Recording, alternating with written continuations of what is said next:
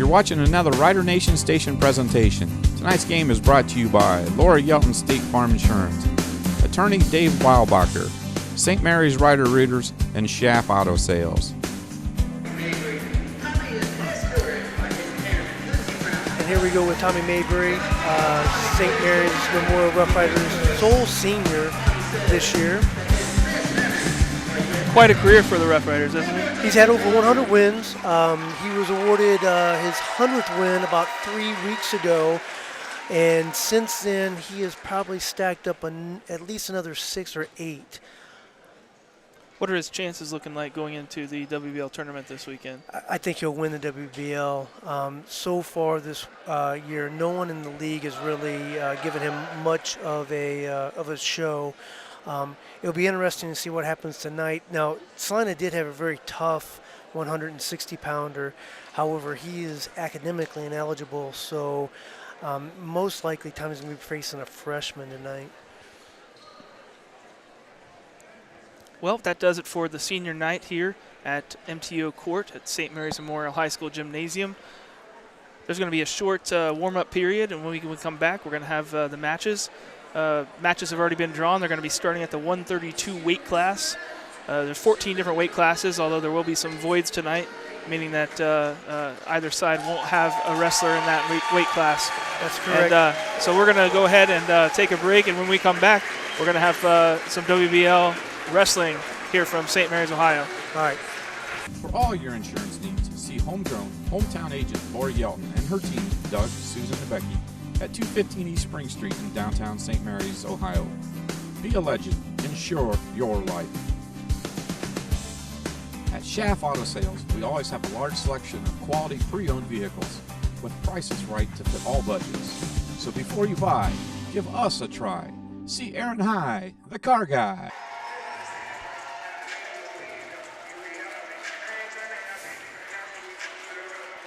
Rider Rooters is proud to be a sponsor for tonight's game on Rider Nation Station. Rider Rooters supports all Memorial High School athletics as the official booster group of Memorial High School. They have been providing financial support to Rough Rider sports for over 40 years. Thanks to the Rough Rider community for all your support. Do you find yourself faced with injustice or confronted with a legal matter that you need help resolving? If so, call attorney David Weilbacher at 216-225-9181. That's attorney David Weilbacher for all your legal needs. Well, good evening and welcome to St. Mary's Memorial High School Gymnasium, MTO Court, where we are here tonight for a WBL wrestling match between the St. Mary's Rough Riders and the Celina Bulldogs. I'm Zach Farrell. Here with me is Dave Weilbacher.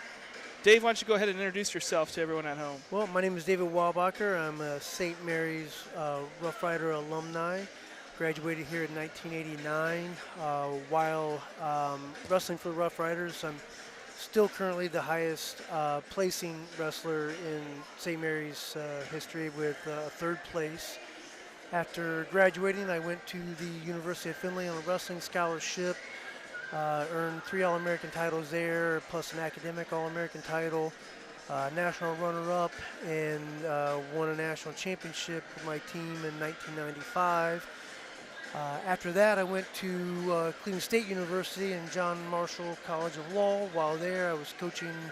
I coached for 8 years with Cleveland State University and continued competing.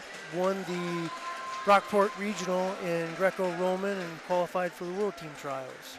Excellent. Legendary in St. Mary's wrestling lore. Legendary or infamous, one or the other. And that's why we've got you here tonight. Especially for when I have any questions. Sure. We're gonna go to Dave to handle the technical matters, because I'm sure there's a lot of people at home. They know what wrestling is, but there's so many technical parts about it that can get confusing. And as I found out before we got started here, even the rules that were in place when I was in school 15, 20 years ago have changed. Yeah, the rules they're constantly being reviewed for 2 things. One, for safety, and then also to try to find a way to make the to create more action and to make the matches more exciting. I should note I did leave one thing off my coaching resume, and that is I am now one of the assistant coaches here for St. Mary's, and very happy and very honored to be working with all these gentlemen, and hopefully over the next few years we'll be building up a powerhouse team. Well, I'm very excited that Rider Nation Station is able to be a part of this, and I appreciate you for being able to come up here off of the coaching sidelines for a match. Quite honestly, I'm regretting it a little bit because this is a big match for us tonight. I'd like to be down there on the floor. As the things stand right now, St. Mary's is in a position to at least share in a WBL team title for the first time since 1978. As it stands, Celina is undefeated 8-0. St. Mary's, we are 7-1 with our loss to Wapakoneta. Wapakoneta is 7-1, with they receiving a loss last week to Celina. So if St. Mary's is able to pull off a victory tonight, we'd be in a three-way tie with Wapak and Celina. But to be perfectly honest, that is going to be a big hill for us to climb tonight. But if things were to fall right, and if our kids wrestle like they did this weekend at the state dual meet championship, I think we have a chance to do it. Well, Rider Nation Station is proud to bring that match tonight. The St. Mary's Rough Riders come in with their blue and gold singlets. Head coach Larry Gruber in his 49th year. 49 years. Talk about another legend. And he's 73 years old, and he still gets down on the mat and shows things. That's amazing. Yeah. Wapak is, or Celina is here with their green and white, led by head coach James Miracle. And we're about to get started here with the Star Spangled Banner, so we're going to go ahead and pause here out of respect. This past weekend, the St. Mary's community experienced a great tragedy. We'd like to pause for a moment of silence and all those affected.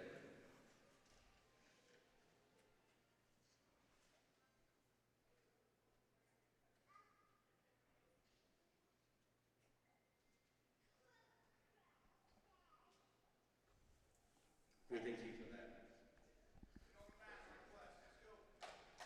To honor America and to display our loyalty to the greatest nation on earth, please remove your hats and please stand for the singing of our national anthem.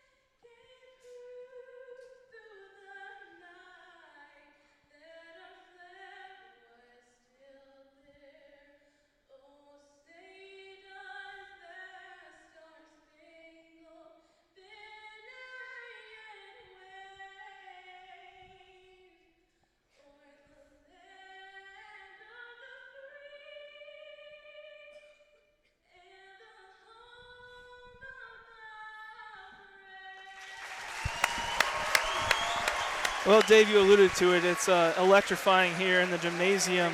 Great crowd turnout. Best crowd we've had this year. The gymnasium's full.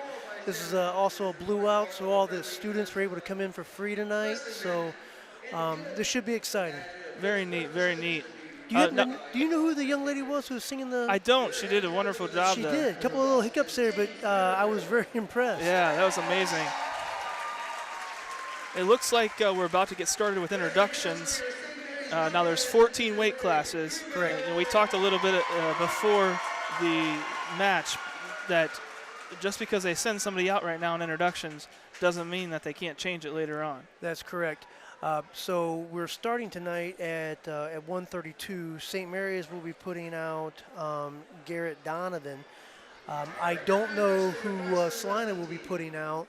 Right now they're calling the captains to the center. Our referee tonight is Mr. Tom Hunter. Tom was the head wrestling coach at Wapakoneta when I was in high school. He's been around for a long time. Sure. And brother to Steve Hunter, for those St. Marians who might recognize him. So prior to the match, Tom would have met with both the teams in their locker rooms, told them what he expected. He's refereed for both teams throughout the year. So would have told what he expected as far as sportsmanship and action on the mat, things like that. It looks like St. Mary's has won the toss and that we will be, well, I guess we'll find out when the first match gets wrestled. I don't know if we have odd or even choices. So there's 14 weight classes now. The weight classes range from 106 all the way up to 285. So we're starting at 132, though. Why is that? Why do we start in the middle there? So about 5 or 10 years ago, implemented a new system where a weight class is selected at odd lot. And what that does is it does two things. It gives, it takes a lot of pressure off a heavyweight when you get down to the last match and you need a win or a pin.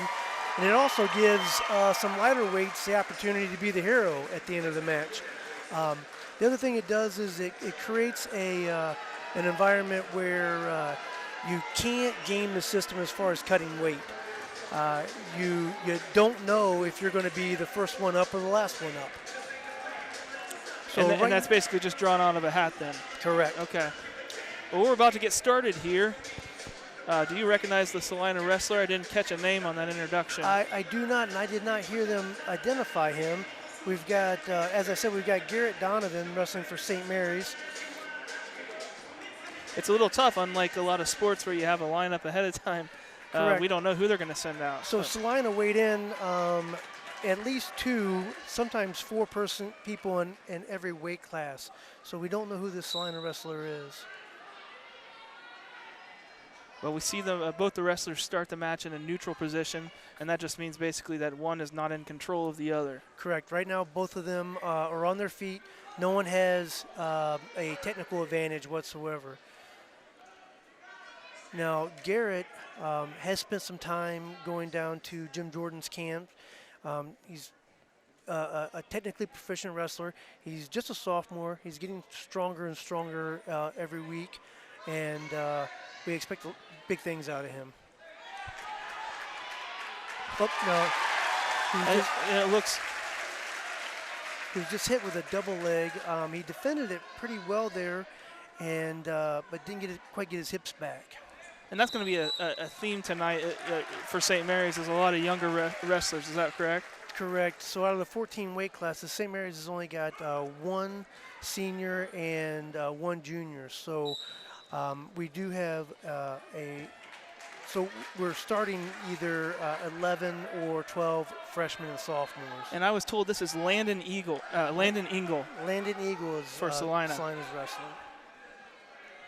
Right now, Landon's got a 2-point advantage. He's working on, it looks like he's got a cross wrist control, which he does. He's got the wrist wrapped around the body there, or the arm wrapped around the body, and he's going for a tilt. So just to go over some points, the scoring within the match itself, when you go from a neutral position to one of the wrestlers in control, like Celina currently is with Landon Ingle, they get 2 points for that. So you got a 2-point takedown. Is that correct? That's correct. And in order to score that, essentially you have to be behind your opponent, and he has to have 4 points of contact on the mat. So if you get both his hands down or a knee and both hands down, then that's a takedown. And so right there, they just called that the wrestlers had gone outside of the circle of the wrestling area. Correct. How many points have to be out? So when you're in a position such as they're in right there, where there was no particular advantage other than one wrestler being in the offensive, defensive position, it's really up to the referee to decide what to do. If they had been neutral, or if one of the wrestlers would have been in a position where he's attempting to score, at least 2 supporting points have to be inside the wrestling circle. Well, so that was the end of the first period. There Right. are 3 periods, 3 2-minute periods with no rest in between the periods. It's very taxing. Correct. And a lot of cardio there for the Right. for the wrestlers. So there, Donovan was given the choice. He chose to go down into the defensive position, and And just to clarify, so Celina does not get any points when you start in a offensive and defensive position. You have to go from neutral into that position to get any points for it. correct. So when you go into your second period, there's a choice. One of the wrestlers is given a choice to either go neutral, to go on top, or go on bottom, or to defer. And the choice was given to Garrett there, and he chose to go on the bottom, which is a defensive position. It gives him an opportunity to score by escaping.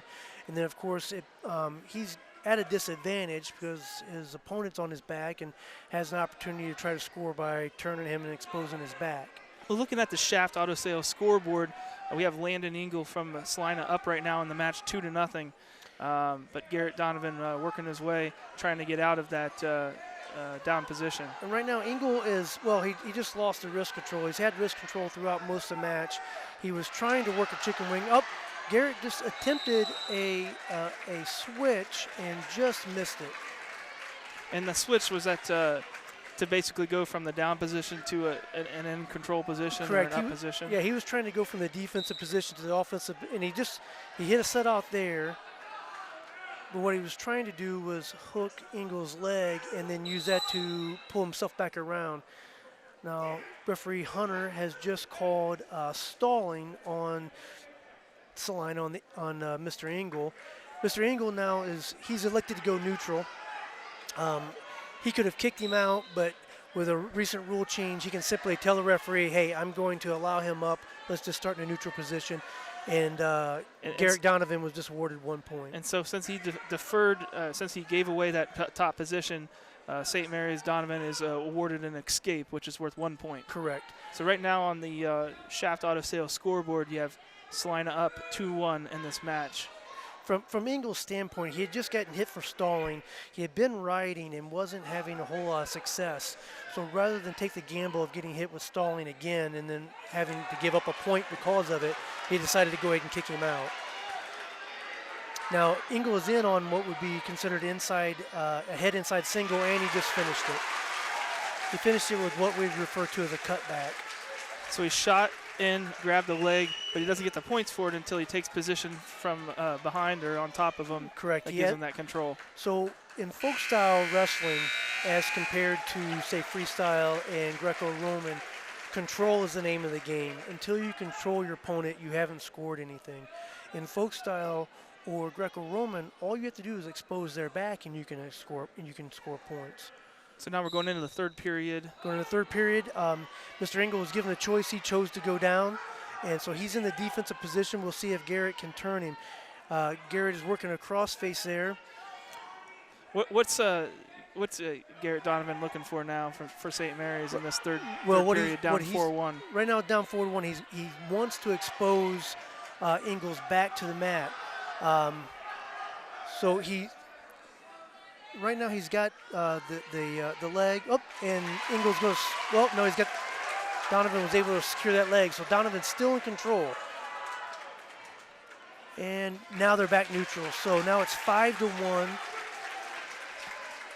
So Donovan still had control during that period, but then Engel for Celina was able to pull out and gets another point. So he's up 5-1. Yeah, There's about a minute left, so I would think at this point Donovan's looking for a takedown and then maybe some near fall or a pin. Correct. There's no point in him panicking right now. He's got plenty of time to score a takedown and then attempt to turn his opponent.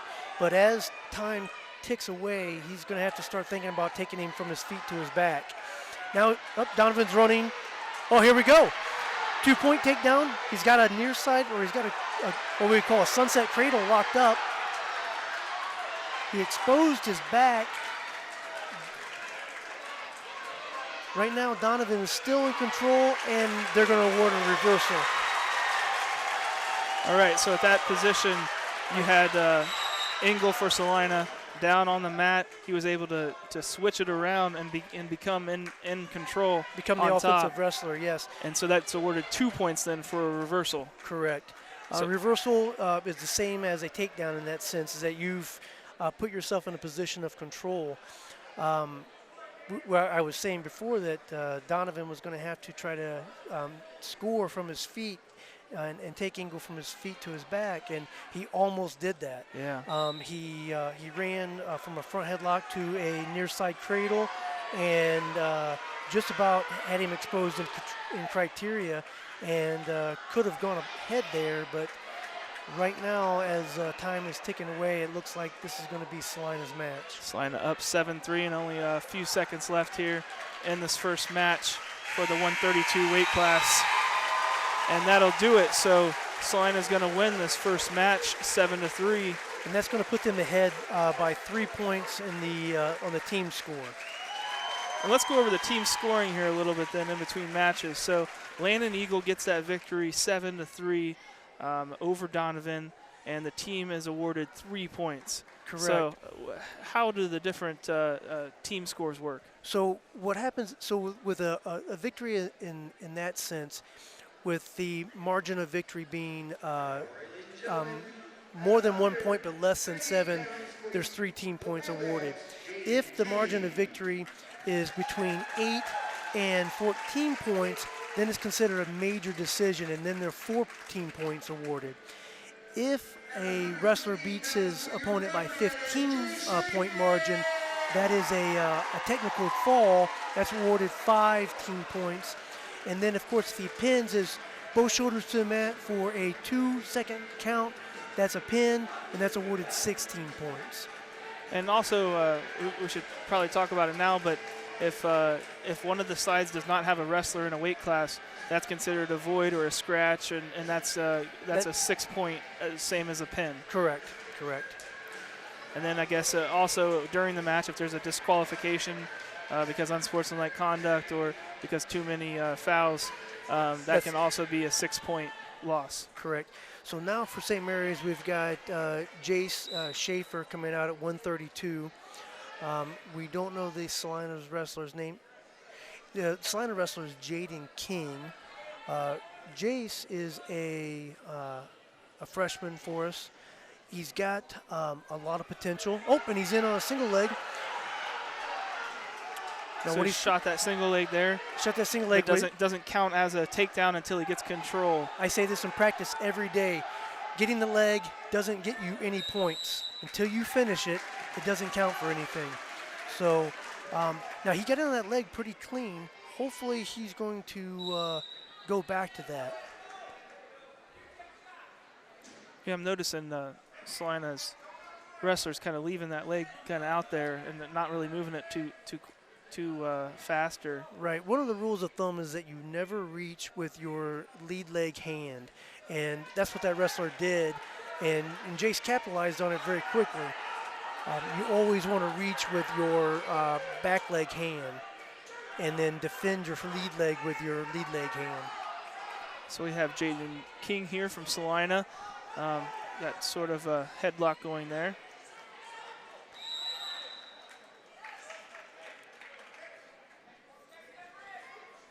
So they called a stalemate there because neither wrestler was improving from that position. And when that happens and nobody's in control, they put them back in that neutral position. Put them back in standing neutral up. Position.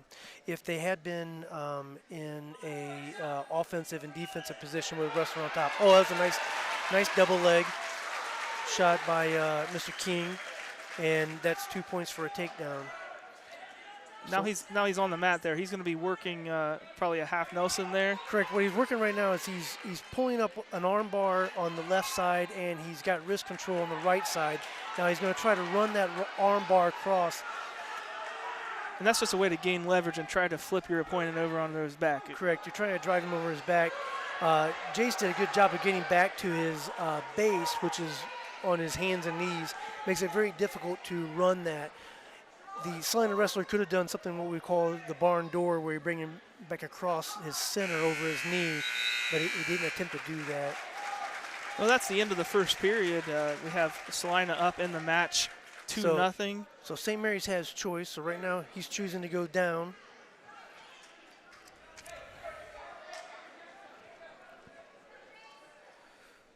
That's Jaden King from Celina with 2 points right now going into the second period. And Jace Schaefer from St. Mary's, 0 points. Now, in high school wrestling, there's no riding time. So that's not a consideration. In college, there is that consideration. And if one opponent has 1 minute of cumulative riding time, they receive another point at the end of the match. And riding time means if you're like in the position that the Celina wrestler is right now. Correct. He would be accumulating riding time right now. Now, what he's got locked up right now is a far side cradle, and referee Hunter just counted off 2 near fall points. And essentially what that means is that he had his back exposed at a 45-degree angle or less for at least 3 seconds to earn those 2 points. So near fall, people might understand it better as it's almost a pin. You don't have them. You don't have the both shoulder blades touching the mat, but you're close. You got at least one of them on there, and then they count. And if it's under 3 seconds or under, then it's 3 points. If it's 4 seconds or 5 seconds or more, then it can be 3 points awarded. Well, so if it's 3 to 4 seconds, it's going to be a 2 points. Okay. They've got to get to 5 seconds for it to be 3 points. Minimum 5 seconds. Okay. Correct. And one other technical correction: neither shoulder blade has to be touching to earn near fall points. The back just has to be at an angle of 45 degrees or less. Okay. So both shoulder blades can be up, but the back exposed. Okay. Now, right now, the Celina wrestler is working a half Nelson. He's driven him over into criteria. Tom Hunter has counted off. He counted off 4 seconds there, but he's only got 2 points. So he's holding 2 points with his right hand, and now he's awarded 2 points. Now, the Celina wrestler is getting high. Now, if Jace were to elevate his hips and start shaking, he might be able to shake him off. Celina is trying to correct his position if he can. And that's the end of the period. So in that last exchange there, a couple more points were awarded to the Celina wrestler, Jaden King. And going into the third period, we have Jaden King from Celina up 6-0. He's chose to go down. So now his objective is either to work an escape or work a reversal. He's trying to get hand control. Jace is trying to work a head lever there. He's got control of the wrist. Jace has switched off to a single leg. He's still in control. No points have been awarded yet. Now, if he doesn't take some action soon, referee Hunter will call him for stalling if he doesn't try to return him to the mat soon here. Now, what's happening here? There's going to be 2-point reversal scored. And that's a hand action for reversal that he's making there by rotating his hands. Referee saying that Jaden King went from in the down position now to the up position in control. And he just locked up a far side cradle. And we're seeing the near fall counting again. Near fall is being counted out. The referee, what you can't hear is the referee is counting out loud so the wrestlers can hear it. 1001, 1002. That gives both wrestlers a signal that the defensive wrestler is in criteria to be scored upon. And there we have the 3 points being awarded. So right now, Celina, Jaden King is up on Jace Schaefer. 11-0. 11-0. What's Schaefer looking at now? Is he just trying not to get pinned here in the last 30 seconds? Yeah, Schaefer definitely doesn't want to get pinned. Right now, what he needs to do is he needs to think about not getting technical fouled. And just to go over that, technical fall would be losing by 15 points or more. Correct. So Schaefer just kicked him, King just kicked him out and is going to attempt to score on him and take him to his back. He still needs one more point, though, to be able to get the technical fall, and there's 4 seconds left. He was hoping to take him from his feet to his back and try to get that technical fall, and strategically it just didn't work out. So they're going to score 14 points for a major decision. Well, good job there by Jace Schaefer to at least hold on and not give up that final point, which would have costed his team an extra 2 points. Yeah, Jace is a freshman. He's got a lot of heart. He's got some athletic skill. I think he's going to be a good wrestler if he sticks with it. What he's really going to do through the summer is spend some time building an arsenal of weapons so that he, A, knows how to defend and also knows how to attack. Well, yeah, certainly pretty impressive there as a freshman, I think. Correct. And it's good that you're going to get hopefully another 3 years out of him. So now we've got Keegan Sharp coming out at 130, it would be 138. We have it's funny, we've got 3 sets of twins on this team. Wow. And Keegan is one of the first of the Sharp brothers. And I want to congratulate Keegan because he finally cut his hair after me telling him to cut his hair every day. Looking at the Shaft Auto Sales scoreboard, as a team, Celina is up right now 7-0. We got Jacob Ford Jacob Poor for Celina, who just scored a takedown and was awarded 2 points. Jacob, there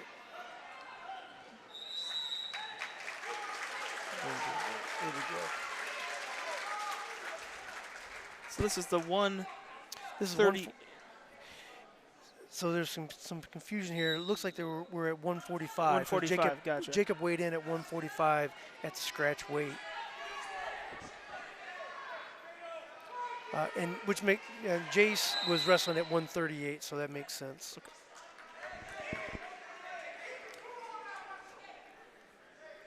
Well, right now, Celina's up 2-0 in the match. Jacob Poor. So Jacob's got, he dropped down to an ankle, stopped his first move.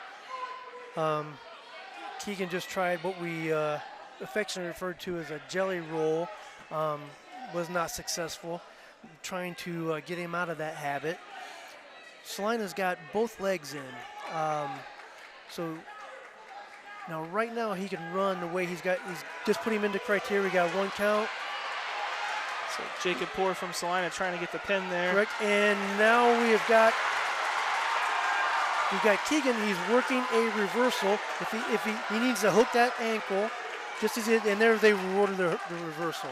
So even though he had gotten out and kind of gotten into him, ref didn't feel like he had control because he hadn't gotten around and gotten that an ankle in control. Correct. Mr. Poor still had the leg locked. Gotcha. And as long as that leg lock as long as he had his hands locked around the leg, he wasn't going to award it. Well, 10 seconds here left in the first period. Here we go. Keegan's trying to return him to the mat. Being careful not to lock hands. He needs to stay active here because he's trying to get turned up. And there we go, into the match. All right. So going into the second period is going to be Celina's choice. That was a pretty evenly matched first period there. It was. Between Jacob Poor from Celina and Keegan Sharp from St. Mary's. Both Keegan and his brother Caden, they're athletically inclined. They both need to add some weapons to their arsenal. They both have a lot of grit. And what they lack right now is just an arsenal. And once we give that to them, I think they're both going to be very good above average wrestlers. And are they sophomores? They're sophomores. Now Keegan's getting ready to work a near side. Whoop, I thought he was going to work a near side cradle. He switched off.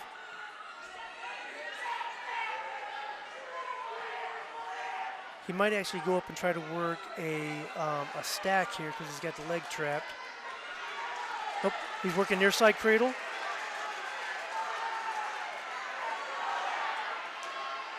Celina's wrestler's got that cradle sniffed out, so he's being very judicious about keeping his head up and not allowing it to happen.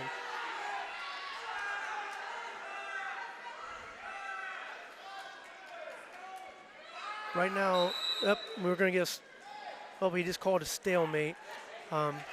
What's the difference whether they look at a stalemate or a stall there?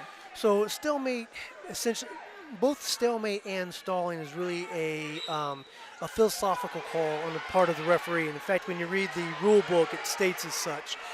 And every referee has to develop his own philosophy on how he's going to do that. And then throughout the season, you get to know the referees, and you know, hey, this referee is more likely to call you for stalling than he is to call a stalemate.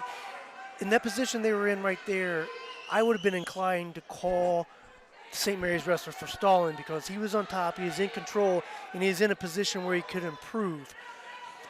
He wasn't moving enough. Correct. A stalemate is more for a situation where both wrestlers are in a position where neither one of them can move without giving up position and possibly being scored upon, so neither wrestler moves.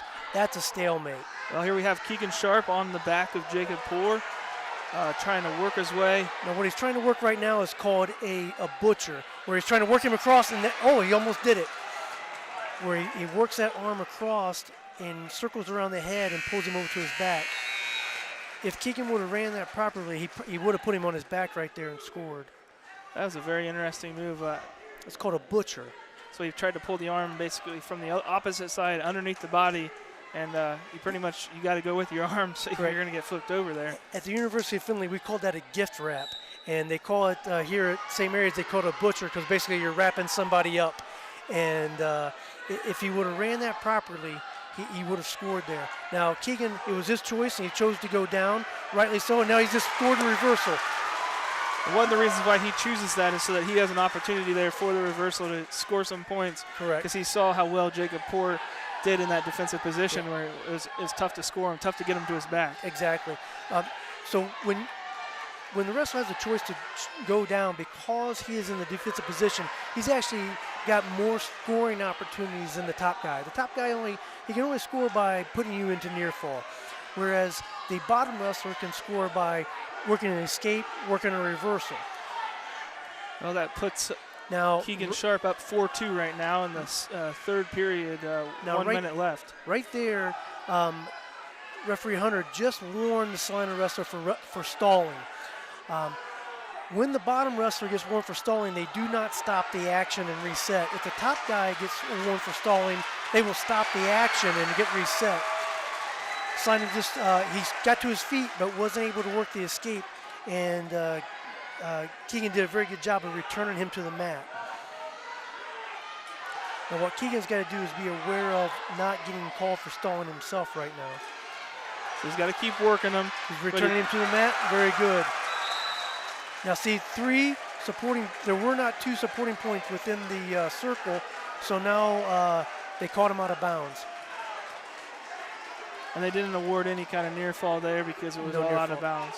Well, actually, near fall can be scored out of bounds, and a pin can be scored out of bounds as long as the offensive wrestler has 2 supporting points inside, or the defensive wrestler has 2 supporting points inside.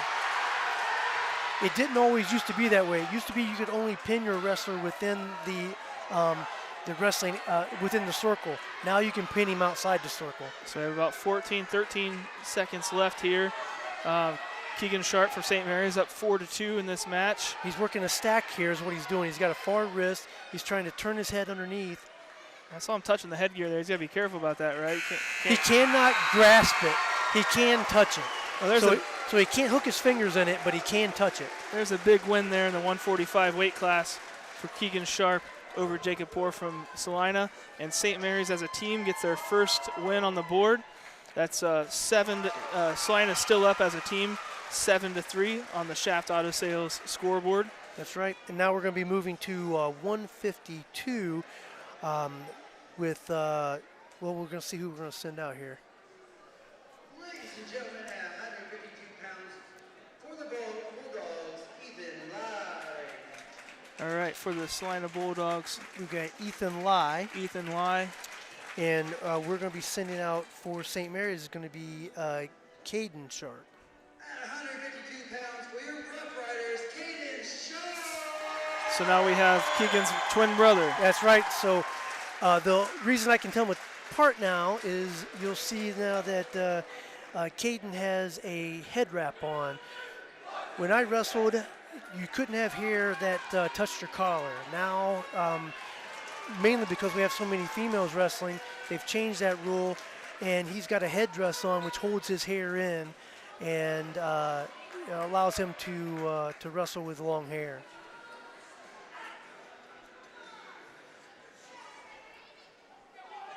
Now, do these two twins, do they weigh in a little bit differently there? Or? Yeah, Keegan is Caden is just a little bit bigger, but there's really no perceptible difference between them. They weighed in roughly 10 pounds apart, but you can barely tell the difference when they're standing side by side. And when we're talking about high school wrestling with 6 pounds in between weight classes, it doesn't make quite as big of a difference there. Correct. One of the things that happened a number of years ago is when they started forcing wrestlers to certify their weight class. So what happens is you have to weigh in, you have to be hydrated, you have to be on weight and hydrated. And in conjunction with that, they will measure their body fat, and then they will determine what's the lowest possible weight class they can go to. If they are at 7% or less body fat, they can't drop to any weight class. They have to stay where they're at. And Celina's Mr. Lai just scored a 2-point takedown. Yeah, it looked like for a second there, St. Mary's was going to get in the right position, but both of these sharp boys are what we would call wiry. They're very difficult to finish on in a traditional manner. They find a way to weasel themselves out, which there have been plenty of wrestlers. There's a couple of guys I wrestled with at the University of Findlay that made a career being that type of wrestler. Ethan Lai for Celina continues to work that far arm. Right now what he's trying to work is a far arm bar, and we're going to get a stalemate there.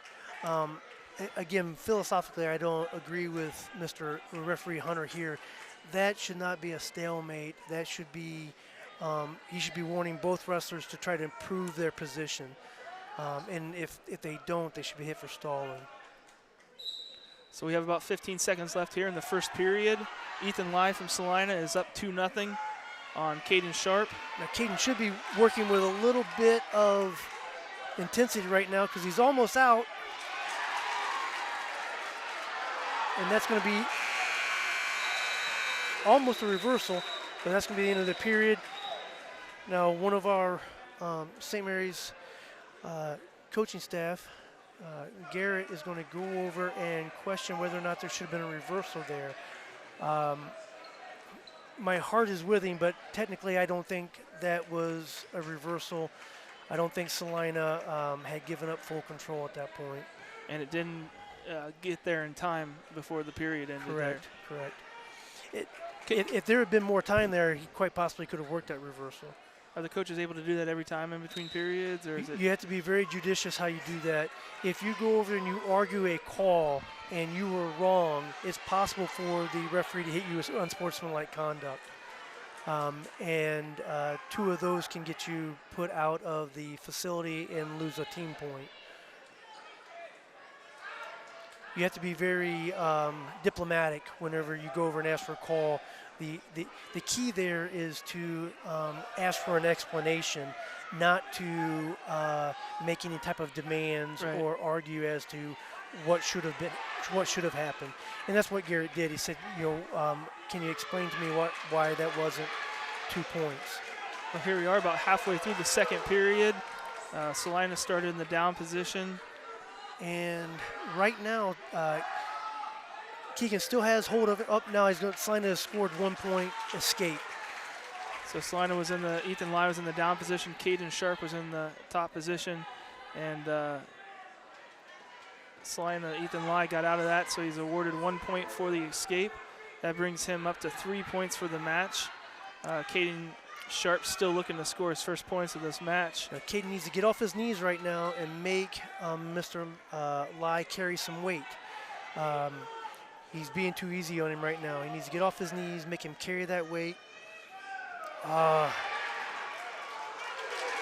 that right there was just a mental mistake. Should not have allowed that to happen. He just allowed himself to get ran over. And that was a reversal, so... No, that was a 2-point takedown. 2-point takedown. Yes. So another 2 points awarded to Ethan Lai from Celina. Match is 5-0 now. Right now, Mr. Lai is working a tight waist and a far side. Well, he was working a tight waist and a far side half. Now he's working a cross elbow tie, and that's the end of the period. So going into the third period with Ethan Lai from Celina up 5-0 over Caden Sharp. It's going to be Caden's choice. He's either going to choose neutral or he's going to choose to go down. He's choosing neutral. He's choosing, and he chooses that so he can potentially try to get a quick takedown. Right. Or He's down 2 takedowns to 0 right now, but quite honestly, they've been fairly evenly matched on their feet. I would say Celina's wrestlers had the better of him on the mat. So choosing neutral probably was not a bad choice. Right now, he needs to come back and start working that crossface. He's doing that, and now he's scored 2-point takedown. Now let's see what he can do when he's on top. If I'm him, right now I'm thinking about kicking my opponent out and trying to take him down again.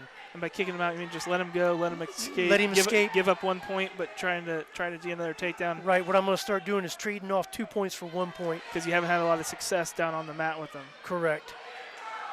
And that strategy works as long as you got time on the clock, and as time ticks away, that strategy is not going to be as effective. He hasn't had a lot of success trying to turn him. I would have liked to have seen him to kick him out and try to take him down. It seems to me that the Celina wrestler may be a little gassed, and fatigue makes cowards out of everybody. So that's your opportunity to take advantage of him. Ethan Lai from Celina showing a little bit of strength and energy there. Right now they're essentially in a neutral position. What Keegan needs to do is he needs to push him away, allow the point. Now we've got 6-2. Caden looking a little gassed there. He needs to start showing some aggression, some purpose right now because he doesn't have much time. About 20 seconds left. Ethan Lai from Celina up 6-2 in the match against Caden Sharp from St. Mary's. Now, Ethan is working a quarter Nelson.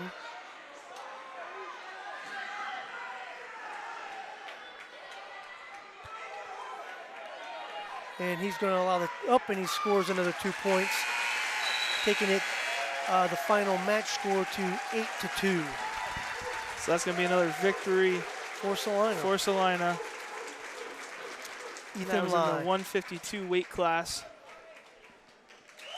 That brings Celina's team score up to 10. So right now on the Shaft Auto Sales scoreboard, we have Celina at 10, St. Mary's at 3. Next weight class we have coming up is 160. Just wanted to go ahead and thank our sponsors, State Farm, for all of your insurance needs. See homegrown, hometown agent Lori Yelton and her team, Doug, Susan, and Becky, at 215 East Spring Street in downtown St. Mary's, Ohio. Be a legend, insure your life. You guys, we couldn't do this without our sponsors. We say it every broadcast. That's correct. So we're so thankful for State Farm, for attorney Dave Weilbacher. I appreciate him, for attorney Zach Farrell. for Rider Rooters, and for Shaft Auto Sales as our scoreboard sponsor.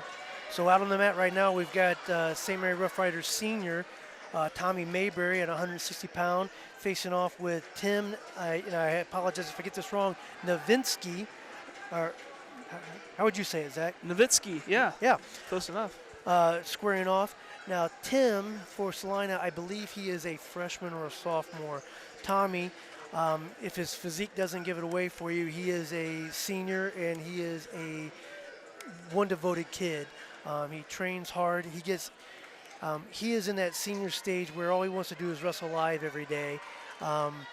He is convinced that his technical skills are where they're going to be. He's not going to add too much to his arsenal. And as you can see, he strikes fast with a ankle pick and scores a takedown and comes right out with a half and is looking for a fall. Well, just total dominance so far by Tommy Mayberry from St. Mary's. Tommy isn't one to put in a lot of mat time. He will look for the fall immediately here. There are times... Fall being another name for the pin. For the pin, correct. there are times that I've told him, hey, listen, this is a kid that you have an opportunity to wrestle and you're not in a lot of danger. Put some mat time in here because you get a chance to wrestle somebody you don't see every day. And that's the only way you get better. So right now Tommy's got what is referred to as a stud cradle locked up, and he's going for the fall, and he scores the pin. Well, that's a pin for Tommy Mabry on his senior night, the only senior member of the St. Mary's Rough Riders. And that brings St. Mary's within 1 in the team score, with it now Celina Bulldogs 10, St. Mary's Rough Riders 9. Does Tommy Mabry have any plans after high school? I'm not sure what Tommy's plans are. To wrestle, that is? To wrestle, correct. I don't know if he's planning on going to college or not. Tommy doesn't say a whole lot. Sure. It's like pulling teeth to get much out of him. But whatever he does, if he can focus, I think he can be a success at whatever he does if he applies, the skills that he's learned here at wrestling. That was very impressive right there. That was just absolute dominance from the starting whistle. So at 170, we got Tyler Carlin for Celina coming out. Now St. Mary's has to put the wrestler on the mat first because of the coin toss.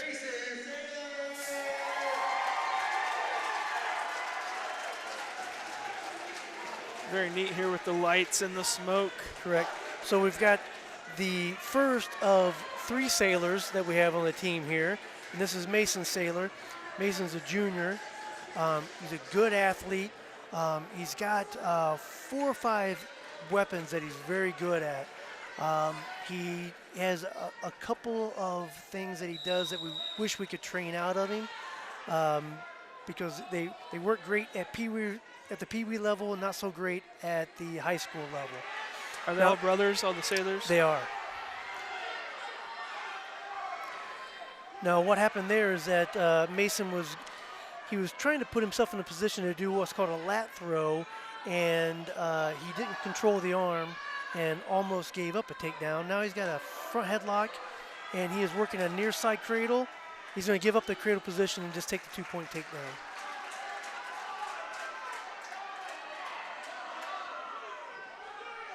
The clock's not running, interesting. So we're going to. Typically what happens in this situation, there's a stopwatch at the scorer's table that is going at the same time. So they should know how much time they need to run off. So they're going to run time off the official score clock now.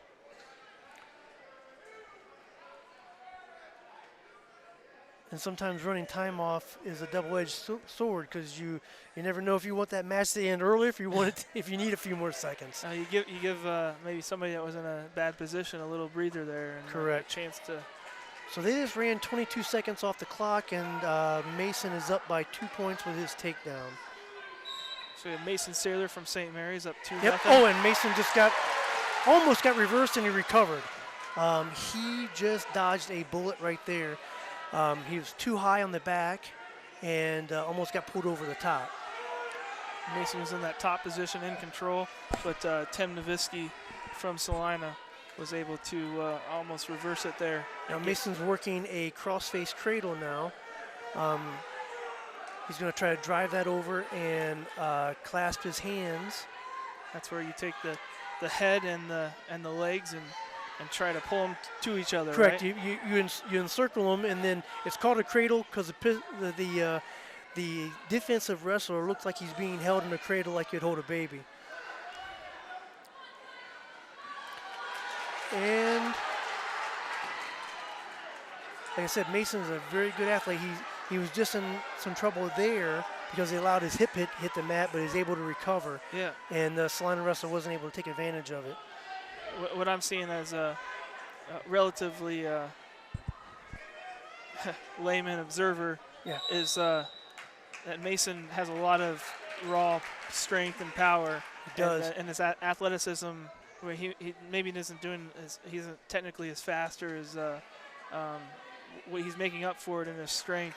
Correct. And agility to kind of get out of some of these situations here. Mason has the type of physique that wrestling coaches like to see. Long and lean, but firm and and strong. He's got what we refer to as a fighter's body or a boxer's body. He's got nice long limbs, and that creates a lot of leverage.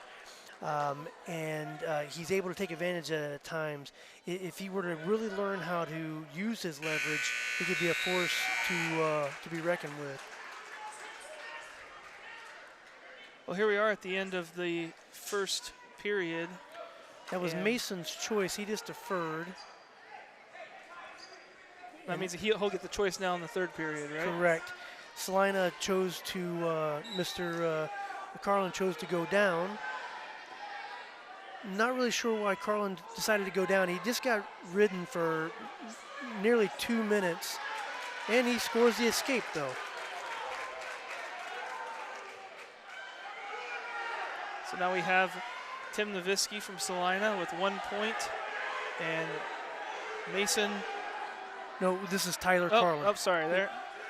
And we've got 2 points scored by Mason Saylor for a takedown.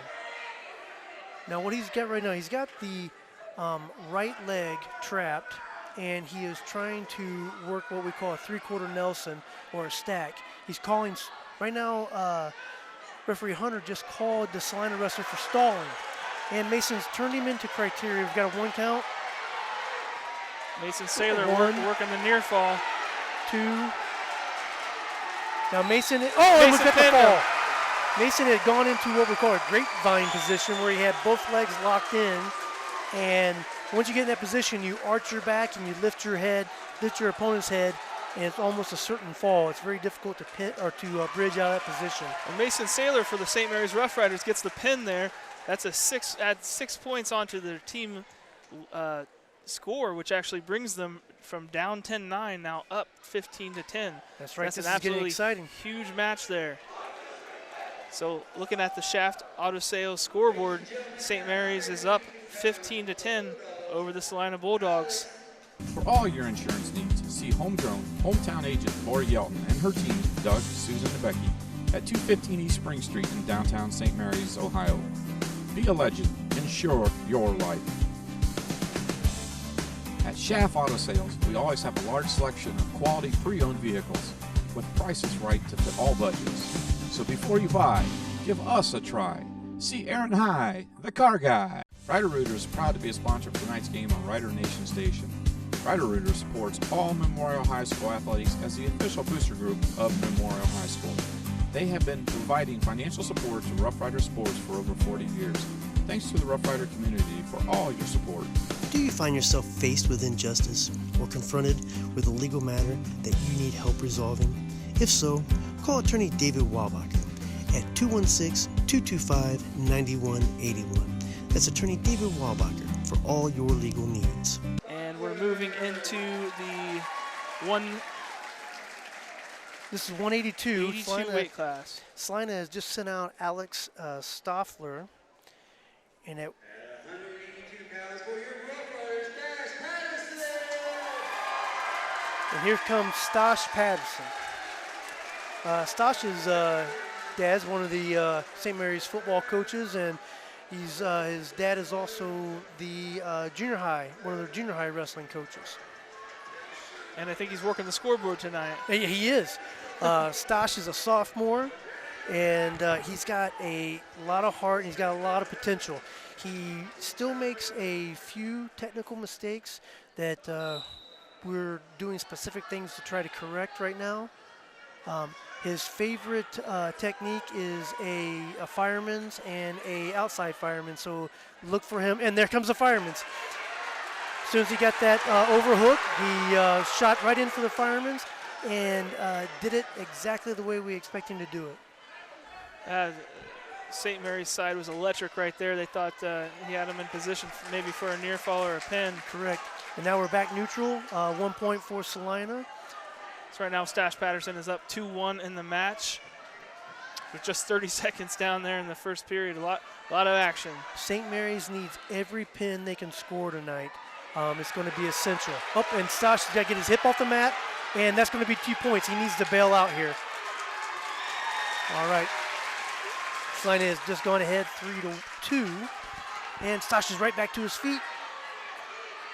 And when you say bail out there, you meant because he was in a bad position. He could have got flipped over and on his back real Correct. easily. Sometimes you got to, right now, he needs to bail out.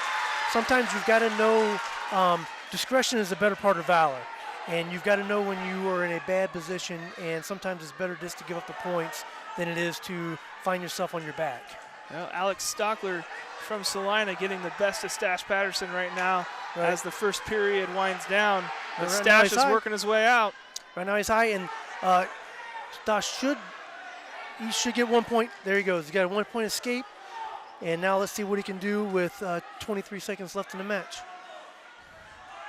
Or left in the period, I should say. Excuse me. First period, 3-3. And Stash goes right back for the fireman dump, and he's got it. There's 2 points for a takedown. He's got him in criteria. And no back points counted. So going into the second period is going to be Stash Patterson up 5-3. Well, so far, Stash Patterson has a great technique there on that fireman's. That's right. Just needs to be able to try to finish it a little bit better to get some more back time. So the variation he's doing there is what we call a fireman's dump. He is essentially taking him off to the side as opposed to a fireman's carry where you would take him off his feet. Celina had the choice there, deferred, and then Mr. Patterson decided to go down. And I have to apologize to you, Zach, because I keep stepping over the color commentary portion of this. Oh, no. Nope. Because I get excited here. Nope, we need to. And I'll Stash take all is the out. help Oh, I can get. Stash just scored 2 point reversal and held him in for criteria. He has scored 2 back points, and now he has just scored a 2 point reversal. So Stash took him down, got a 2 point. He reversed him. Oh, he reversed him. He got 2 points on the near fall, and then Alex Stockler from Celina reverses back. Right. So right now we have Stash Patterson up 9-5 over Alex Stockler from Celina. This might be the most exciting match of the night so far. It has been. 1 minute left in the second period.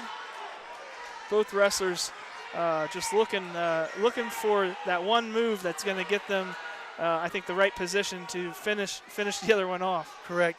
Now, I hate to be critical, but Stash's biggest weakness is his conditioning, and if he could get his conditioning up, he will be a dynamite wrestler. So right now, Stash is winning the match 9-5. He's got 47, roughly 48 seconds to come out of this defensive position. Seems like kind of maybe part of that conditioning is that he's going so hard here early on. There's not a lot of pace to it maybe. There's 2 things. One, he's going hard. 2, Stash hasn't learned to control his breathing yet. And in the sport of wrestling, in any combat sport where there aren't regular breaks, you've got to learn to control your breathing. If you start hyperventilating, your breathing is you're going to get more and more tired. Stash Patterson awarded an escape there, 1 point. He's up 10-5, 16 seconds left. And he just scored a takedown, scored 2 points. So now it's 12-5, 10 seconds left here in the second period. He's got to be starting to think about that technical fall. So right now he's up by 7 points, and every point counts. So at the very least, he needs to be looking to get an 8 point margin so we can have a major decision. So right now, Celina is trying to decide what they want to do. Celina is choosing top. He's putting Stash back down. He seems to think that he can turn him. And I don't disagree with that strategy right now because he has been able to hold Stash down, and he has been fairly successful in controlling him with the halves. And Stash is up right away. Good for him. That was a great move. Now, right now, nothing's been scored, and 1 point escape. Stash goes right back to his fireman dump, and Celina's got it sniffed out. Comes back. Oh, right back to his back. Tommy's got to get down there. Now, he just scored 2 back points. So it's 2 takedown, 2 back. He's up by 12 points right now. So we've got a major decision, but what we really want is the fall. We want the pin. So right now, Stash Patterson from St. Mary's up 17-5 over Alex Stockler. If I were at Matt's side right now, I would be telling St. Mary's to kick him out. To kick him out and try to take him to his back because I want the fall. Oh, he tries to stack him up. He's going for what's called a surfer, and he missed it. Surfers essentially have the wrestlers both arms behind his back and have him turn with his back exposed. This is why I told you I wish I was down there, because right now I'd be telling him to kick him out. Let's take him to his back off our feet.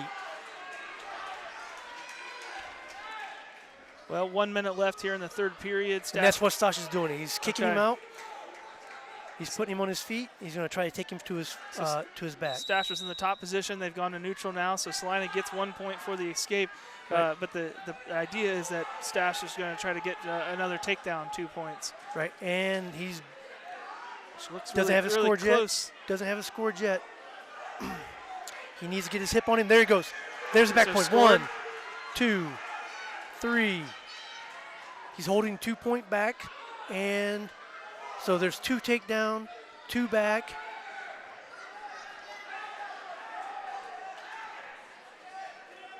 I believe St. Mary's is up 21-6. I believe, no, that would be a technical fall. So right now I think the scoreboard's a little screwed up here, so it's a little tough for us. Right. And now the time has stopped.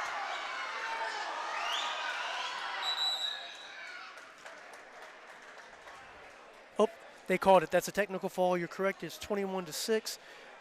Time has stopped. So that's a technical fall. That's going to be 5 points awarded St. Mary's. Okay, so big match there for Stash Patterson.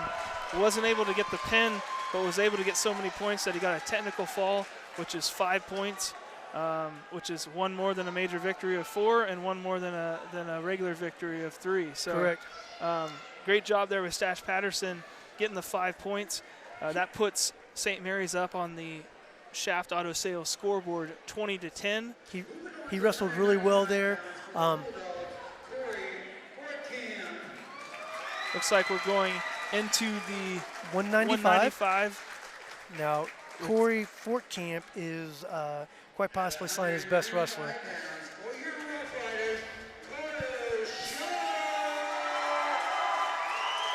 And we have Carter Sharp coming out. Is this related to the twins? I don't think he's related as a brother, but I believe they may be cousins. I'm not sure. So we have Carter Sharp for St. Mary's and Corey Fortcamp from Celina, and this is the 195 weight class. 195 weight class. You alluded to Corey Fortcamp being the number 1 wrestler for Celina. He's one of Celina's better wrestlers, yes. Now, Carter, if you look at his physique, you think, I'm going to run over this kid. He's quite possibly one of the strongest kids we have on the team. He's very deceptive in his physique, and he's a good athlete. And he will not give up position. Certainly shown a lot of strength here early on. This last weekend, we were at the state dual meet championships, and Carter had 2 matches against both kids. Looked like they could have been bodybuilders, and you would have thought that they were going to run over him, and he ended up winning both matches. He's just a competitor, and that's what I like most about him. He's a competitor. So far, not too much action, just a lot of strength back and forth, I guess you'd say. Right now, upper body strength. Yeah, right now they're in an ear-to-ear position. It's a position that I despise. I tell all my wrestlers to get out of it when they can. The primary reason is that it's a neutral position. It's a 50-50 proposition. You should always be looking for an advantage. And so we tell our guys, we want you to be looking in their ear. If you're looking in their ear, you've got an angle on them, and that's what you want. Work to the sides of them. Don't try to take them straight on unless you somehow think you got a shot at one of those legs. Correct. And if you got shot at one of the legs, take your shot, and then don't stand there and let them get any ideas of their own. Now, referee Hunter just warned St. Mary's for stalling. If he receives another stalling call, that'll be 1 point awarded to Celina, to Mr. Fortcamp. We have a little bit of a headgear issue there. They didn't stop the action to correct it. He was able to get it corrected on the fly. If it had come off, they would have stopped the time, and it would have been an equipment timeout. 5 seconds left here in the match. Score still 0-0 between Celina and St. Mary's in this match. Looking at the team scoreboard, the Shaft Auto Sales scoreboard, St. Mary's up right now 20-10. You know this lineup better than I do. What do we have coming up here for St. Mary's and Celina? So this weekend we've got the WBL tournament. It's going to be held at Bath High School this year. It's a one-day tournament. Due to the makeup of the league, they will run it will be a 16-man bracket, but essentially it's an 8-man tournament. There'll be one rat tail round, and then they'll move into an 8-man bracket. Corey Fortcamp for Celina. Now Works with Carter Sharp here. Carter was in the defensive position. He got to his feet, was awarded the escape, and so now we're back neutral. Mr. Fortcamp's working an overhook right now, and he's got a far side collar as well. So what Carter Sharp needs to be looking out for is for a hip toss or a headlock. So far it looks like Carter Sharp just has a lot of strength and size that Corey Fortcamp's not able to really do much with. Right. Now Carter's got a front headlock, and he's also got an underhook. So he's going to be looking to snap him to the mat and then work either a spin behind or what we refer to as a cement mixer, where we try to twist him to his back. 45 seconds left here in the second period. Oh, and here Carter's going for the headlock. Oops. This is a very competitive match as well. Yep, Carter Sharp up 1-0 here with 39 seconds left in the second period over Corey Fortcamp from Celina. Corey's got, now he's got double overhooks. What I'd like to see Carter trying to do there would be to, now Celina, up. Now there's going to be some contesting there. They just called Carter for stalling a second time and awarded one stalling point to Mr. Fortcamp. And now St. Mary's is being warned for unsportsmanlike conduct. A second one of those will be a team point, so we've got to avoid that. This is going to be a tight match. I don't see was the point. It was no. There was no point was taken. He was given a warning. Okay. He was given a warning.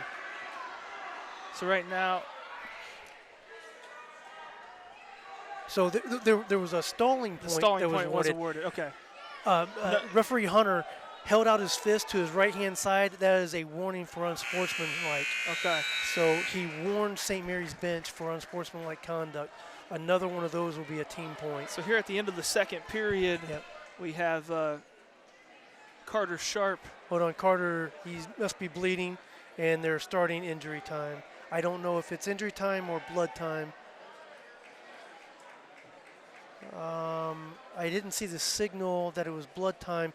When he holds a finger up in the air and runs it in a clockwise fashion, it's generally injury time. If he points to the nose, it is blood time. How long will injury time? He's got 2 minutes of injury time. Or excuse me, he's got 1.5 minutes of injury time. Might be getting a little sick over there into the trash can. I'm not sure. He might be. And if that's in fact what he's doing, he's throwing up, it'll just be injury time. With blood time, you have 5 minutes of accumulated blood time that you can have scored against you. And then once they get the bleeding under control, the time stops. And then there's unlimited amount of time to clean up. If it's injury time, you get 1.5 minutes of injury time. Now, they're starting the third period. So we have Carter Sharp coming back out here. Now, Carter's been warned for stalling twice now. Another warning, and it'll be a 2 point. 2 points awarded. I think this is the first time during the match that we've actually seen them on the ground. Well, Carter started down second period, but he was up and out right away. So it'll be interesting to see if either one of them can get something going here. on the ground. Yeah, now Carter obviously needs to score a near fall in order to score some points. Mr. Fort Camp. Fort Camp is going to either work escape or work a reversal, and they're out of bounds. He's going to put him back down. At what point does running out of bounds kind of like that, or when's it stalling? When's it just an escape? So there's two things. If you go out of bounds on purpose in an effort to avoid a scoring situation, that's going to be fleeing the mat, and that's going to cost you a 1-point penalty point. If you do that a second time, a penalty point. Do it a third time, you're going to be disqualified. And we're going to have 1-point escape for Mr. Fort Camp. So right now, with 1 minute left in the third period, we have Corey Fort Camp from Celina up 2-1 on Carter Sharp. Now, if you are standing out of bounds and the referee tells you to come back in and you are slow in doing so, he may hit you for stalling there. And if it's your first one, it's going to be a warning. If it's your second one, and here we go. We're going to score a takedown. Two takedown for St. Mary's, and now we just went ahead 3-2 with 40 seconds on the clock. Carter Sharp working his way on the back of Corey Fort Camp. Just went from down 2-1 to up 3-2. 30 seconds left in this match. Mr. Fort Camp is fatigued. Right now, Carter's got a chicken wing or a hammer lock up on his back. He needs to maintain that. If he maintains that, he can easily hold him down for the next 20 seconds. The issue here is that Carter Sharp has been warned for stalling. He cannot take another stalling call. All right, so we just got a potentially dangerous. This is going to come down to the breakdown. We have, just to set things up here, we have 8.6 seconds left. Carter Sharp up 3-2 over Corey Fullenkamp. So basically what we're looking at here is... Do not take that injury time. Do not take that injury time. If he takes that injury time, he gets to choose his position. And he's going to take injury time to get sick in the trash bucket again. He should not have done that. If he had to, he should have thrown up on the mat or thrown up on his opponent. His opponent is fatigued and exhausted right now. He should have just sucked it up and went for it. Rode him out for 8 seconds. He rides him out for 8 seconds. He wins the match. Right. Right now, he's giving him an opportunity to recover. It's clear to me that Mr. Fort Camp is fatigued. And other than being sick to his stomach, Carter Sharp is in much better position. Now, you see what happened there. Mr. Sharp had taken a second injury time. That gave Mr. Fort Camp the choice where he wanted to go. He chose to go back down because it puts him in a scoring position. And here we go. 8 seconds left. He's got to keep him down. Oh. If he scores a reversal, he wins the match. That's 1-point escape. And now we're going into overtime. Now it's 3-3. We're going into overtime. So we saw right there that injury timeout gave him an opportunity to take the down position, which allowed him to get the escape there in the last 8 seconds, which made it 3-3. Now we're in overtime. That's 1 minute, and it's sudden death, right? That's correct. So the next point wins. Carter's got to get off that collar tie the way he's got it. He's got to get his elbow down. His opponent is fatigued. He's already been warned for stalling. He cannot. Those stalling calls carry over, so he can still be called here. He's got to start being active or he's going to get hit for stalling. Now, Hunter is more likely to snap him down. If he snaps him down, he could spin behind. Hunter's more inclined to allow this to play out and not call the stalling, but he will if he's forced to. So we have Carter Sharp here from St. Mary's, Corey Fullenkamp from Celina, tied 3-3 here in the overtime. Next point wins. We have 15 seconds left in this overtime. Snap him down. Come on. But I haven't seen any effort out of either one to score, unfortunately. Carter's working a headlock. Oh, there's 2 points! 2 points! He slipped out behind. Slipped out behind and just scored. With half a second left. With 0.6 seconds, he wins the match. Carter Sharp. And I told you this kid's got a lot of grit. He's got a lot, Hey, we saw him go to the waste bucket 2 times there. This place is electric. I mean, This is as loud as any football game or basketball match I've ever been to, Dave. That's right. So St. Mary's is now ahead 23-10. Going into... Now we're going up to 182. Or excuse me, we are going to 220. Okay. Going into the 220-pound weight class, just looking again at the Shaft Auto Sales scoreboard, we have St. Mary's up here in the match, 23-10 over Celina. And just to remind everybody what's on the line, Celina right now is at the top of the WBL at 8-0. St. Mary's is at 7-1. A victory here by St. Mary's over Celina will create a three-way tie at the top of the WBL. 7-1 it'll be eight wins and 1 loss for St. Mary's, Celina, and depending on what Wapak happens with Wapak. Yeah, we don't know what Wapak's doing tonight, but I think they're probably going to win. Right now we're about to start at 220. We've got Joey Posada for Celina, and we've got Bryce Saylor, another one of our twins, at 220 for St. Mary's. His brother Braden is our heavyweight. Pretty incredible that we have this this many same last names here in St. Mary's. Correct. Well, that was an electric two back-to-back exciting matches there. Yeah. If there's anybody out there watching or listening that wasn't necessarily a big wrestling fan before, I think they've seen all they need to tonight. Oh, good job on Bryce's part there. He was in a lot of trouble with that body lock. He was lifted off the mat and was able to maintain his balance and get a foot back down and get free. The danger there, he could have got turned over and thrown down onto the mat. He was in a position to be thrown directly to his back there, and was able to free himself. So right now we've got Bryce has got an overhook with Celina having an underhook. Bryce has also got a collar tie on the far side. So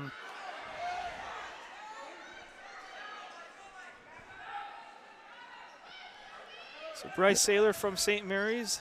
Now Bryce and Braden's father, he wrestled in college as well. So he comes up every once in a while. He's a big fella himself, and puts in some time with his sons.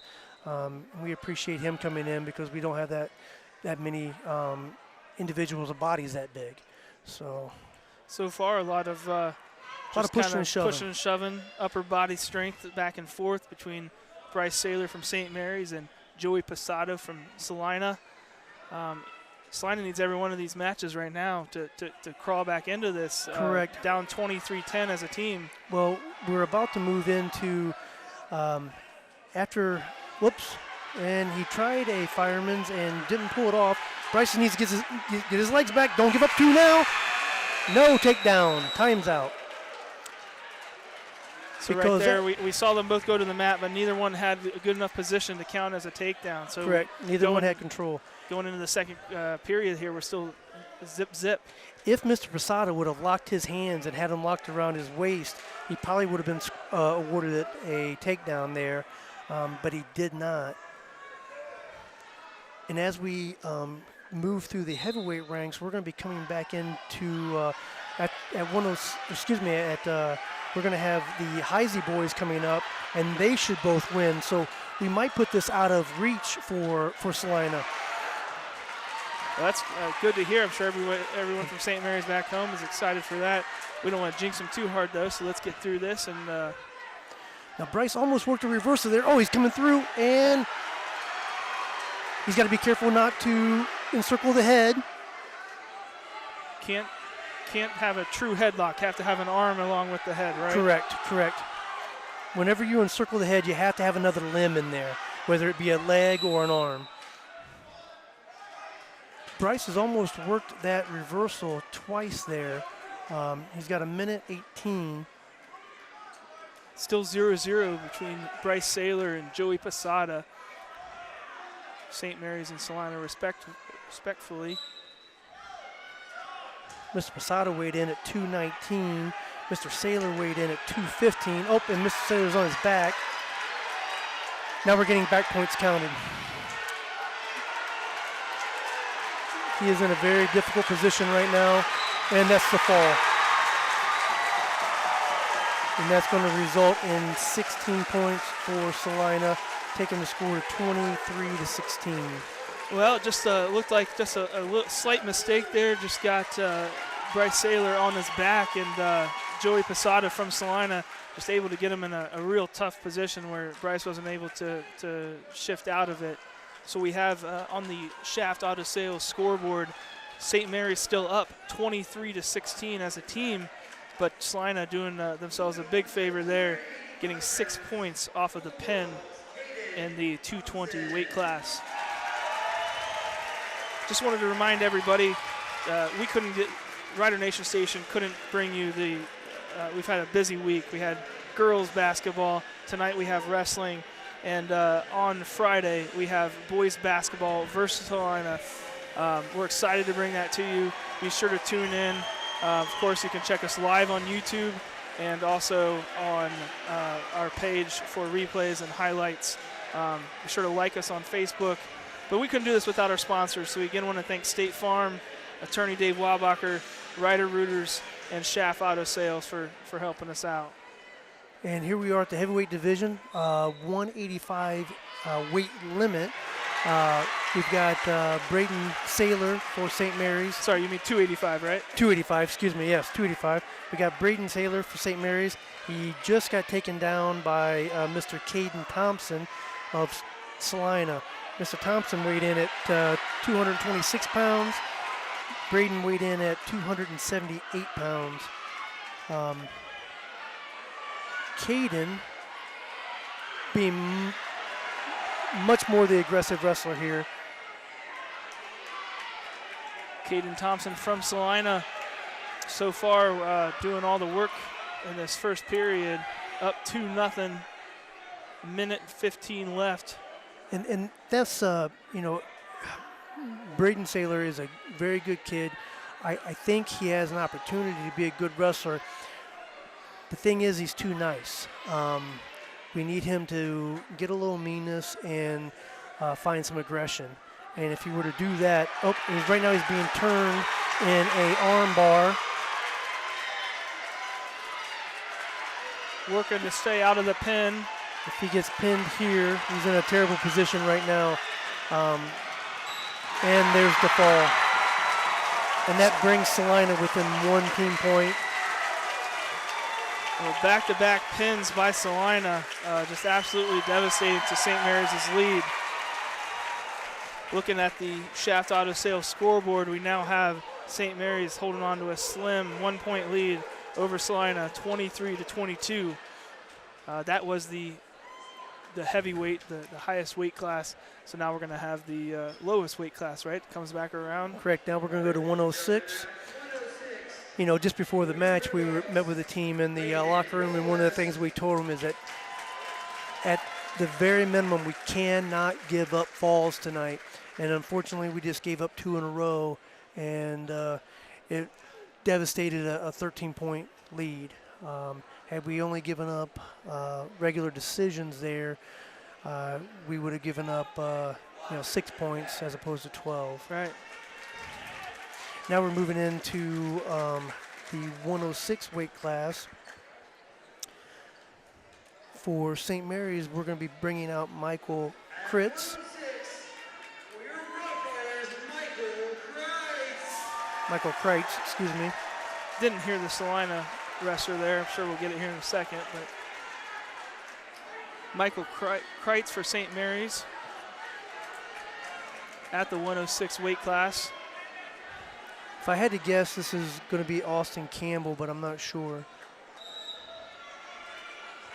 Quite the juxtaposition to see a couple 270-pounders next to a couple 106-pounders now on the Correct. mat. Well, that's the beautiful thing about wrestling is that because of the weight classes, everybody can participate, everybody can be competitive. Now, Michael's a freshman, and he's a heck of a cross-country runner as well. In fact, I've competed against him in a couple of 5Ks, and I can't keep up with him. But he is going to be a very good wrestler for us. He's dedicated to the sport and is constantly trying to learn. And you can see he's got some fight in him. He's in a lot of trouble there, and then he came out of it, and he scores the takedown.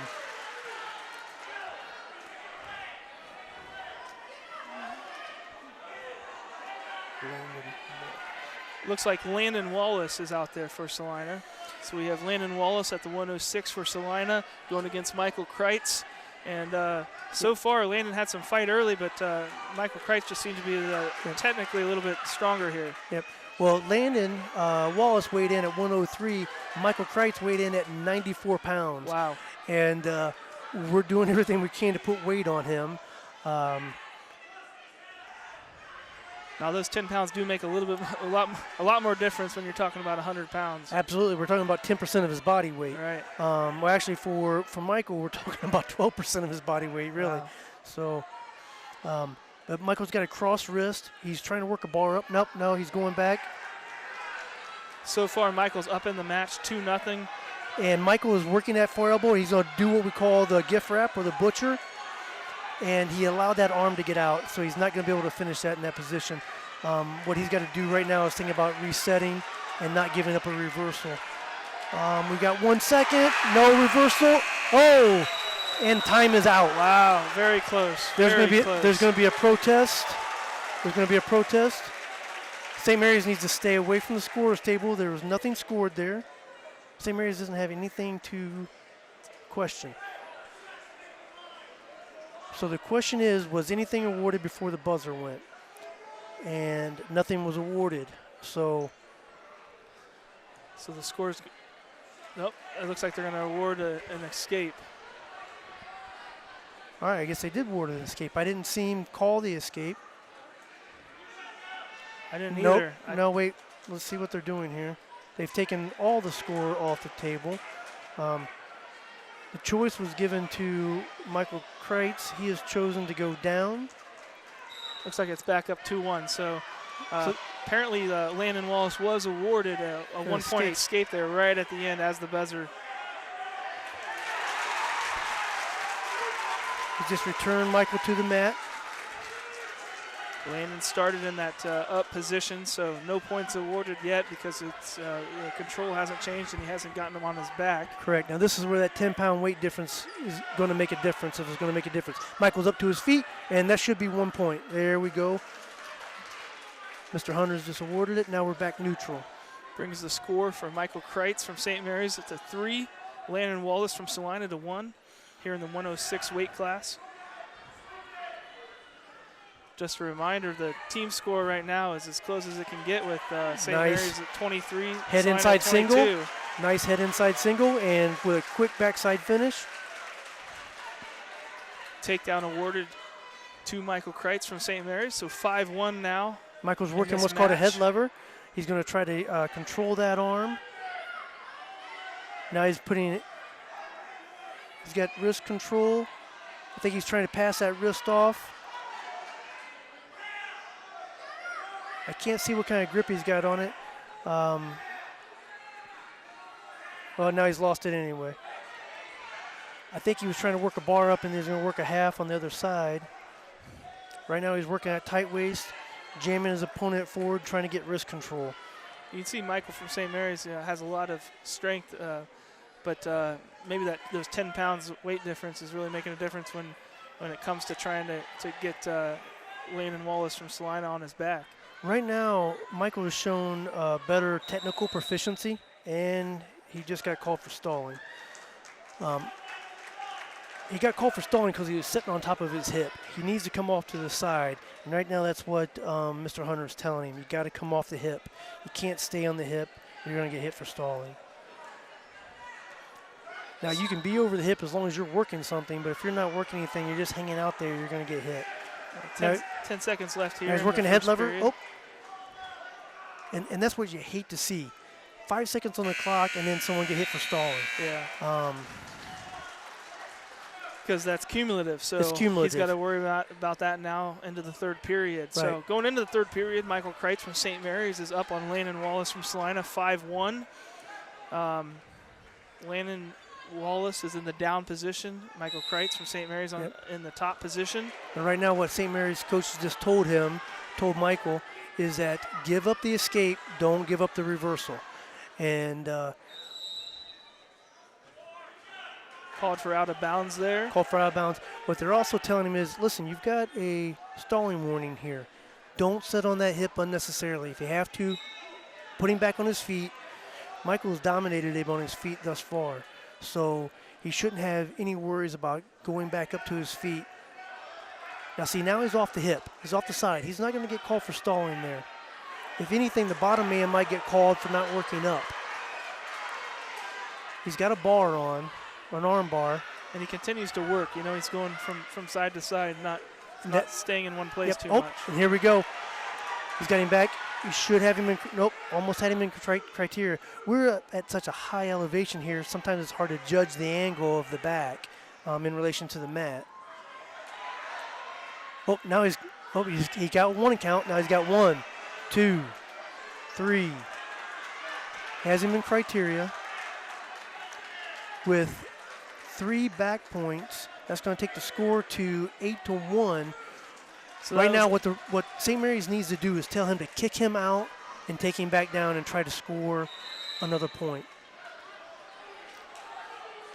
Because they want to. They want the team points. They want to get the team points right now. So right. A 7-point win right now isn't going to be. 7-point win's worth 3 team points, right. But a 9-1. Well, it would actually be a 10-2 win if he kicks him out and takes him down.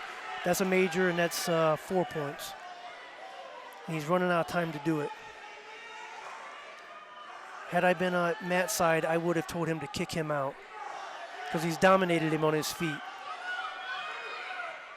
So here we have 23 seconds left in the match. Michael Kreitz from St. Mary's is up 8-1 over Landon Wallace, 106 weight class. Michael Kreitz continues to work here, 15 seconds left.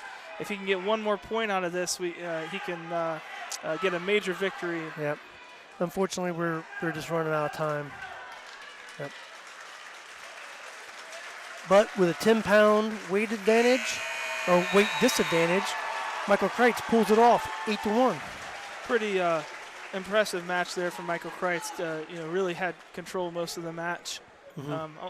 Got in trouble a couple times, but got right out of it. So. Yep. And he's got a lot of grit, and he's going to be a very good wrestler for us. With that victory, the St. Mary's Rough Riders add to their lead. The Shaft Auto Sales scoreboard is 26-22.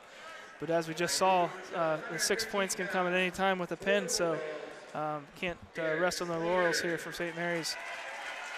And we're moving into the 113 weight class for Celina. It looks like Derek Slater.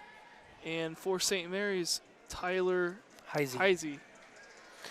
Now, Tyler and his brother Trevor, our third set of twins, actually travel on a weekly basis down to Celina to train with one of my old teammates and training partners, Moran Karshalava.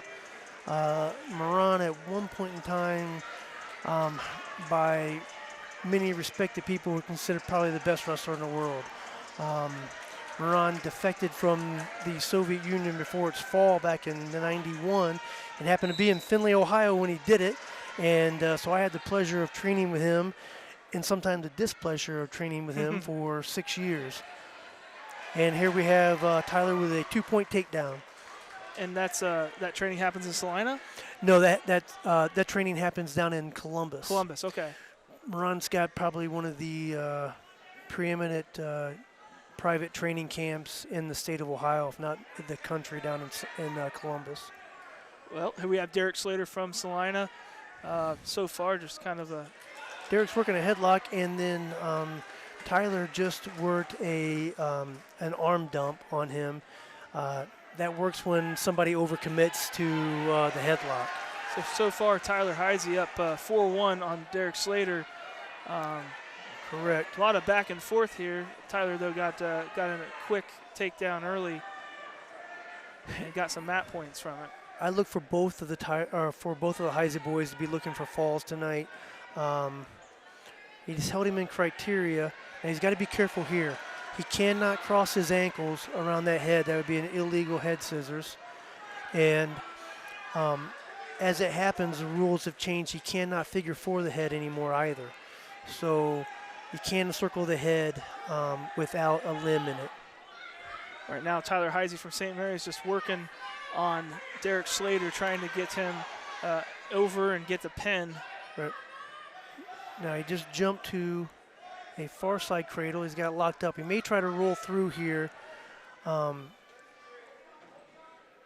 He scored 3 back points there. 15 seconds left. Tyler Heisey up 7-1 here in the first period. So pretty dominating so far, but wants to at least get closer to a technical or get that pin. Yeah. I look for him to go for the pin. Right now he's looking at the clock trying to figure out what he's going to do next. That's the end of the first period. Now he chooses a neutral. You can expect much the same out of his brother as well. Both of them are predominantly takedown artists. And he's immediately in on a head inside single or a high single. Celina is working a what we call wizard, but he gives it up, and there's 2 more for a takedown. Is he a freshman then? The Heisey boys? Yes. No, they are sophomores. Sophomores. They are sophomores. Again, I'm just seeing sophomore, freshman, sophomore, and freshman. then we've got him stacked up, and there's the fall. Well, just like that, Tyler Heisey gets Derek Slater from Celina a little twisted, and a couple seconds later, the pin comes. So that'll be 6 more points for St. Mary's.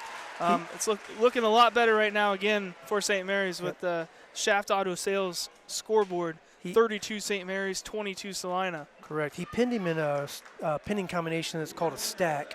And essentially what he had a leg trapped, and he was able to turn his head under. It's a variation of what used to be called a 3/4 Nelson, or still called a 3/4 Nelson. It's still a very effective scoring position and pinning position. Yeah, it was interesting. It didn't really look like he had that kind of control over him, but it comes on very fast. Yeah, and I guess when you're on the other side of that, it's just impossible for you to react fast enough.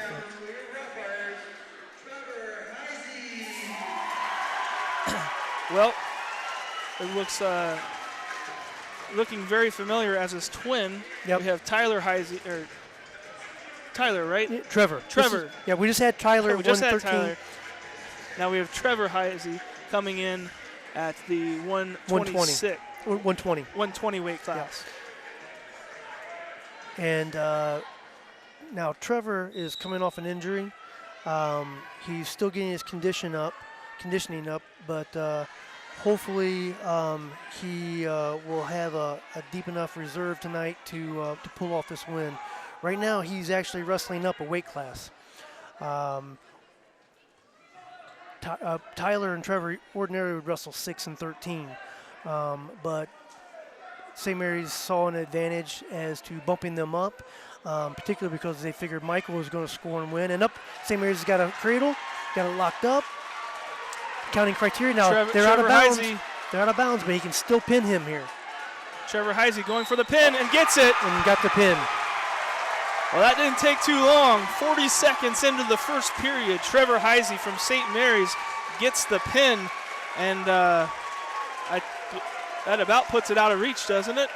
Well, we've still got a couple of more matches to go here. So right now we are ahead by 16, and we've got, let's see here, we've got 26, 32, and 38, we started at 38. We've got 2 matches to go. Okay. That puts it out of reach. I think we started at 132. Yeah, we started at 32. Okay. So we're getting ready to go into 26. That puts it out of reach for him. So I believe we don't want to start the celebration too early here with 1 match to go, but I think St. Mary's pulled this off. St. Mary's is going to share a league championship with Celina and Walpock, and that's the first one since 1978. So we got a banner coming our way. That's amazing. Congratulations, Coach. I appreciate it, but all the congratulations needs to go to Coach Gruber. He's the one that's put in the 49 years to make this happen. Now we've got one of our up-and-coming wrestlers. This is a freshman,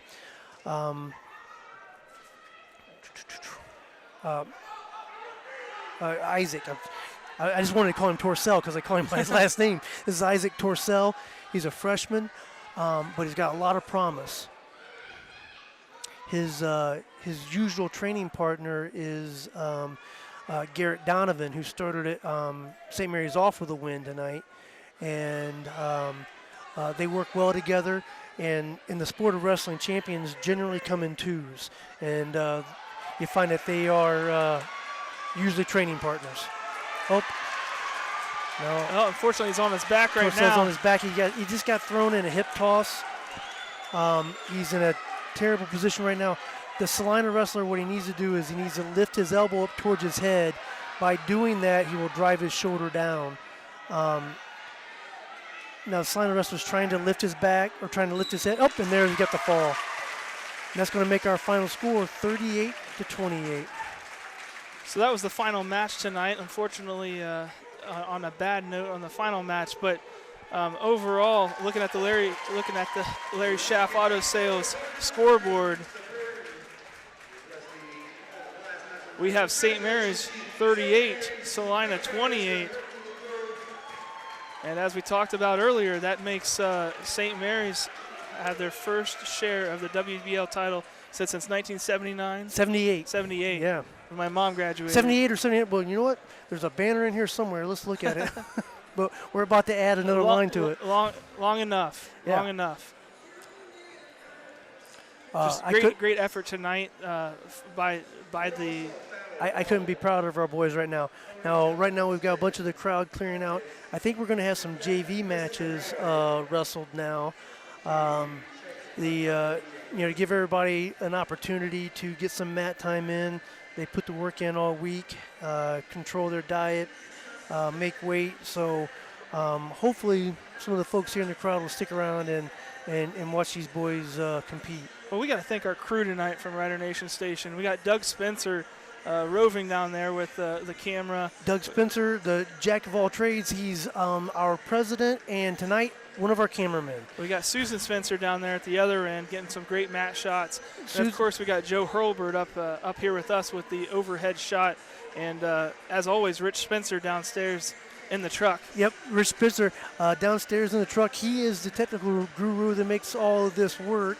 And we can't forget Lori Elton. She's also with Rich working the mixing board tonight.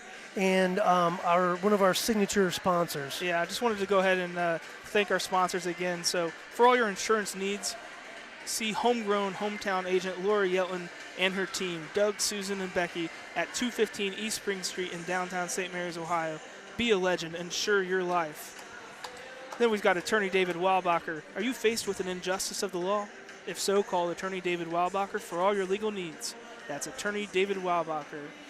And we've got the Rider Rooters. Rider Rooters is proud to be a sponsor of tonight's match on Rider Nation Station. Rider Rooters supports all of St. Mary's High School Rough Rider athletics, and it's the official booster club of MHS, which has been providing financial support to the Rough Riders for over 40 years. Thank you to the Rough Rider community for all your support from the Rider Rooters. Also then tonight, our scoreboard sponsor, Shaft Auto Sales. At Shaft Auto Sales, we always have a large selection of quality pre-owned vehicles with prices to fit all budgets. So before you buy, give us a try. See Aaron High, the car guy, at Shaft Auto Sales. Dave, fantastic. What are your final thoughts tonight as we look at this maybe a slightly improbable but amazing victory here for the Rough Riders over the Bulldogs? Well, think about it. This is 42 years in the making to have a share in a league championship here. And then hopefully we can carry this momentum going into this weekend at Bath High School for the WBL League meet. I'm looking forward to both the Heisey boys. I think they are probable champions, as is Mr. Mayberry. And we've got a couple other boys that I think will surprise some folks. If we can get a couple of champions, I'm thinking 3, and we can have our other wrestlers wrestle through the consolation rounds. And that's the thing about team championships at a tournament. You've got to have wrestlers come through the consolation rounds and score those points. And if they do that, we might have 2 more lines of that banner this year. Well, keep in mind, everyone, Rough Rider Nation Station will be showing the boys basketball game Friday night versus Celina. We'll be live, and we'll also have it on replay. And so once again, for Dave Weilbacher. And for Zach Farrell. All the crew and the staff here, I'm Zach Farrell. And we want to thank all of you for joining us again at Rider Nation Station. We'll see you next time, maybe for a podcast or a vodcast. That's right. Or for a match. And thank you again. So here from MTO Court, final score, Rough Riders 38, Celina 28. Rough Riders are WBL champions in wrestling. First time in 41 years. All right, thank you. Thank you. For all your insurance needs, see homegrown, hometown agent Lori Yelton and her team, Doug, Susan, and Becky, at 215 East Spring Street in downtown St. Mary's, Ohio. Be a legend. Insure your life. At Schaff Auto Sales, we always have a large selection of quality pre-owned vehicles with prices right to fit all budgets. So before you buy, give us a try. See Aaron High, the car guy. Rider Rooter is proud to be a sponsor for tonight's game on Rider Nation Station. Rider Rooter supports all Memorial High School athletics as the official booster group of Memorial High School. They have been providing financial support to Rough Rider sports for over 40 years. Thanks to the Rough Rider community for all your support. Do you find yourself faced with injustice or confronted with a legal matter that you need help resolving? If so, call attorney David Weilbacher at 216-225-9181. That's attorney David Weilbacher for all your legal needs. Thanks for watching another episode of Rider Nation Station. Help us help you by subscribing on YouTube or following us on Facebook.